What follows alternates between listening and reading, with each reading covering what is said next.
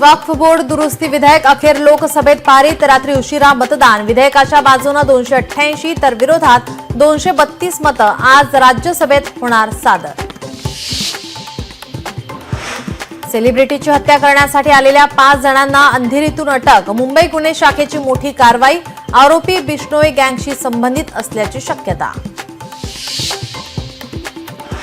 राज्यात पुढील 5 दिवस अवकाळीसह गारपिटीची शक्यता। हवामान विभागाचा इशारा। शेतकऱ्यांची चिंता वाढली।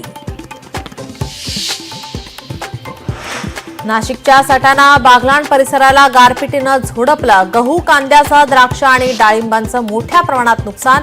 शेतकरी चिंतेत।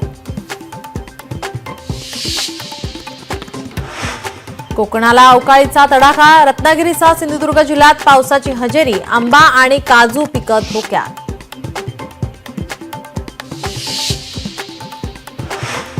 दहिसर एकसर मधील नवागाव येथील बीएमसीच्या 7 एकर भूखंडावर काही विकासकांचा डोळा।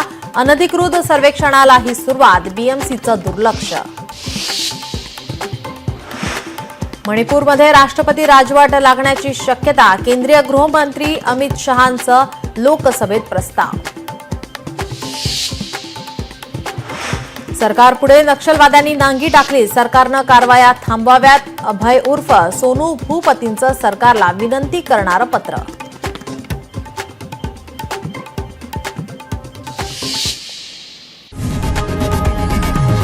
लोकशाही मराठी ऐका, पहा, जागरूक रहा।